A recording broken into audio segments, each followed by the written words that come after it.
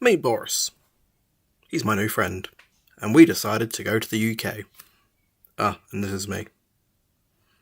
So me and Boris's first flight was from Palmerston North to Auckland to get out of New Zealand. And flight was alright, a bit bumpy, but otherwise fine. Me and Boris then had some Macca's for dinner, and then we got onto our plane to Dubai. So, the last time I went to the UK was about 6 years ago, but there was a new feature on the planes. There's cameras on them, so you can see what your plane is doing. Unfortunately, it was dark, so I couldn't see much, but it was a cool feature nonetheless.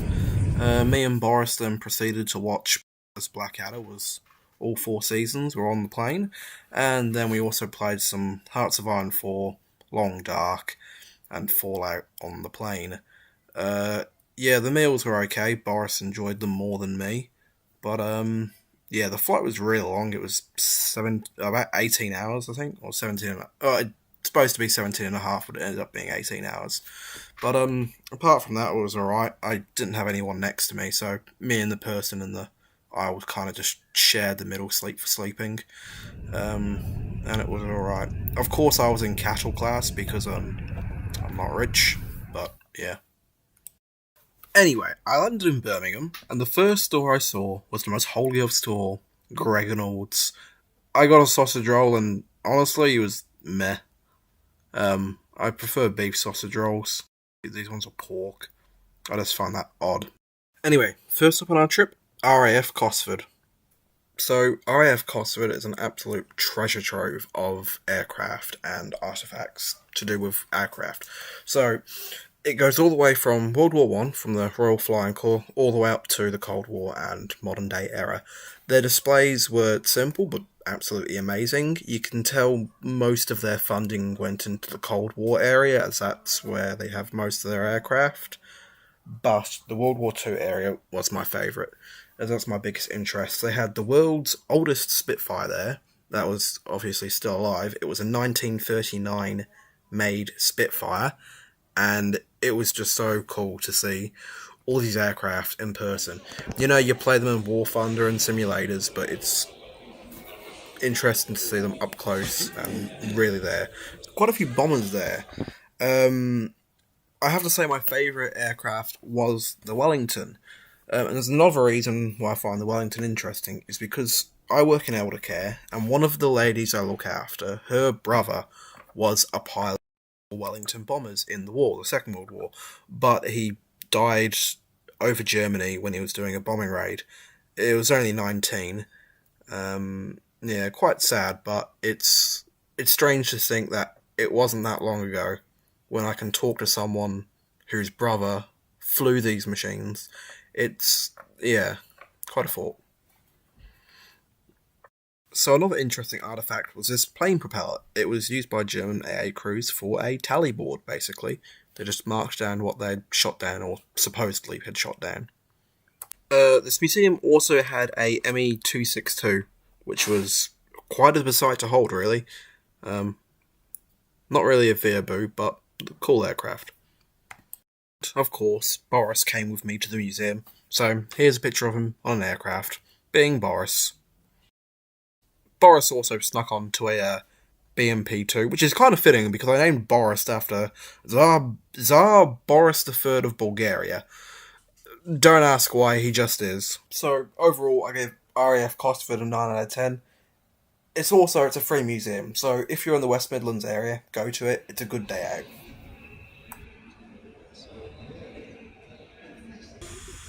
Next up on the trip was the Severn Valley Railway, and so far this has been my favourite thing. It was also a special event weekend because they had a model train show in the Highley engine sheds.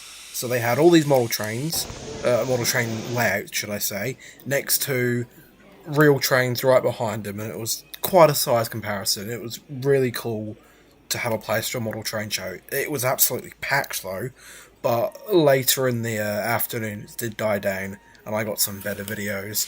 So our train first departed Kidderminster Station. We went to Bewdley, Arley, Highley, Hampton Road, and Bridgnorth. We stopped off in Highley to look at the model trains, of course, in the engine shed.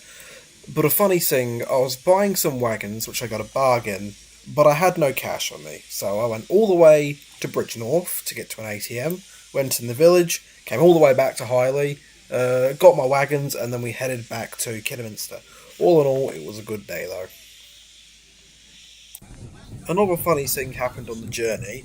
I'm annoyed I didn't get this on video because I just wasn't expecting it. So we're going for the English countryside. I was like, there's sheep, cows. Oh, there's a rabbit. A rhinoceros? Yeah, so we drove past a few rhinoceroses in the English countryside, and then my cousin took a safari park. So I wasn't really expecting rhinoceroses or giraffes in the English countryside. But yeah, quite funny really. So me and Boris got off at Highley, as you can see here, and then we walked into the engine shed and we had a look at the model railways that were on for the weekend. So I'm just going to play some of the footage that I got from the weekend. Enjoy the footage, I suppose. I'm going to play some music over as well, because most of the noise you can just hear children screaming in the background, or random conversations going on, so enjoy some music, I guess.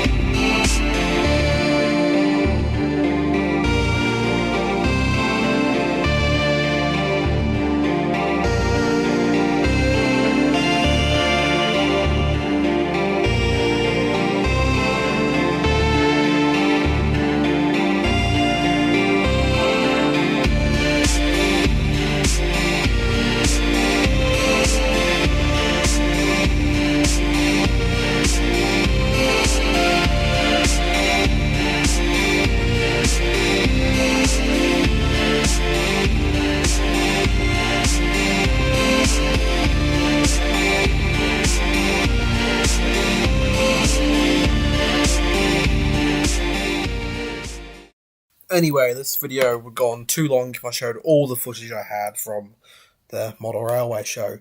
But then we departed highly and we headed our way back. As I mentioned, I got some wagons for an absolute bargain. £5 a bargain. In New Zealand, I would have been paying twice or three times as much for something like that. So I'm coming back to New Zealand with train stuff. I want to have an entire suitcase filled by at this rate. Anyway, I think that's enough for one episode of Bob's Travels, or whatever I'm going to call this series. Next episode, I'm on the Dudley Canals, and more train stuff. Surprise, surprise. This trip's going to be a lot of military history and train stuff, so don't be surprised. Ta-da a bit.